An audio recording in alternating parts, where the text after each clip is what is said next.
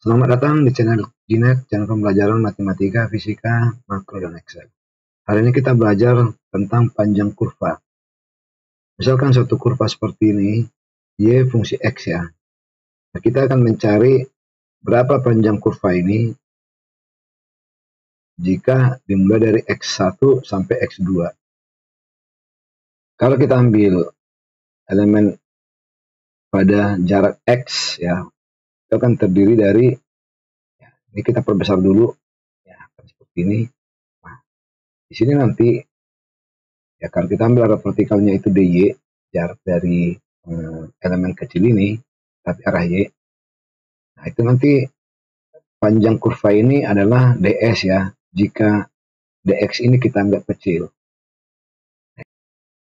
Sebelumnya buat adik-adik yang baru pertama kali ke channel ini agar subscribe, dan buat semuanya like, share, dan komen video ini.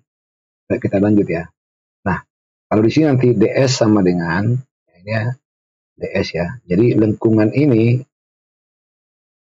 itu akan lurus jika dx-nya kecil ya, sehingga ds sama dengan dx ya, jarak ini horizontalnya ya dari sini ke sini nih, kuadrat tambah dy kuadrat, ini dy kuadrat diakarkan.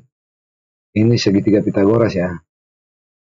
Panjang kurva y dari x1 sampai x2 ini nih, dari sini sampai ini, itu akan sama dengan jumlah ds mulai dari x1 sampai dengan x2. Nah, ini bisa menjadi disimbolkan integral dari ds dari x1 sampai dengan x2. Nah, ini menjadi ds, jika ds-nya adalah ini, berarti integral dari akar dx kuadrat tambah dy kuadrat. Lalu bagaimana jika kurvanya berbentuk garis dengan persamaan y sama dengan mx tambah c, atau y sama dengan mx tambah k, seperti itu ya. Nah, baik, kita lanjut ya.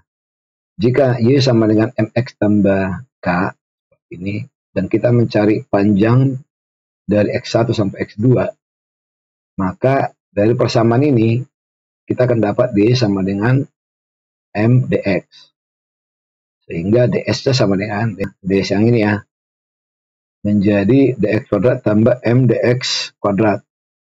Perhatikan ya, ini dy, maka kita kuadratkan di sini nih hasilnya. Nah, sehingga ds sama dengan akar 1 kuadrat tambah m kuadrat dx, sehingga s sama dengan integral dari 1 kuadrat tambah m kuadrat dx ya. Integral dari ini ya, dari x sama dengan 1 sama dengan x sama dengan 2.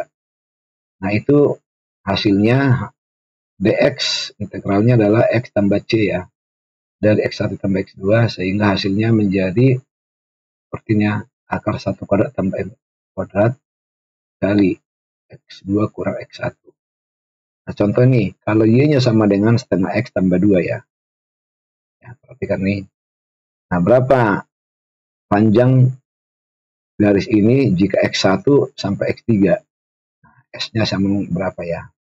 Sehingga kalau kita perhatikan ini dx arah horizontalnya dan dy arah vertikalnya, maka s sama dengan, kita masukkan ke sini ya, m-nya di sini adalah setengah ya. Oke. Hasilnya adalah seperti ini, akar 5. Oke, tanpa integral sebenarnya kita tahu ya, dari Pitagoras ini kan segitiga Pitagoras ya. Ya, dx delta x ini delta y, maka delta y per delta x itu gradiennya itu sama dengan setengah, sehingga delta y sama dengan setengah delta x ya.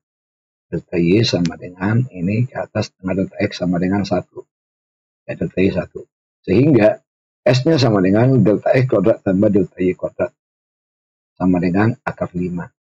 Jadi kita nggak usah melakukan integral juga sebenarnya bisa ya, tapi kenapa kita memulai dari sini untuk pelajaran ini, agar adik-adik paham jika kurvanya bukan garis lurus ya, adik-adik bisa paham gitu ya. Oke, kita lanjut. Nah, kalau misalnya seperti ini parabola, kita mau mencari panjang kurva ini mulai dari X1 ini sampai X2 ini ya. Jadi artinya dari sini ke sini panjangnya. Oke. Nah, pada jarak X di sini, kita lihat ini ada dx ya. Lalu ada dy. Maka ds di sini nih. Jadi ds kuadrat sama dengan dx kuadrat tambah dy kuadrat. Oke. Kalau persamaan kurva ini adalah y sama dengan ax kuadrat tambah bx tambah c, maka kalau ini kita turunkan, maka dy sama dengan 2ax tambah b kali dx. Sehingga ini nih rumus ini nih, ya, kita masukkan dy ke sini, jadi seperti ini.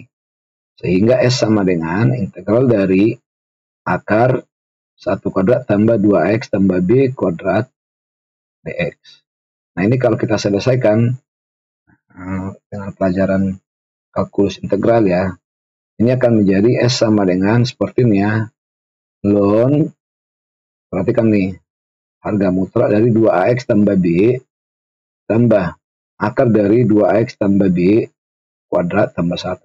Perhatikan ya, ini menjadi kuadrat, ini tambah 1, tambah sama dengan ini, tapi ln-nya kita lepas ya. Oke. Ber 4a. Dari mana datangnya nih? Nanti kita pelajari pada pembelajaran integral ya. Oke, selanjutnya kita akan belajar bagaimana mencari titik pusat bidang selimut kerucut atau kon. Semoga bermanfaat. Terima kasih.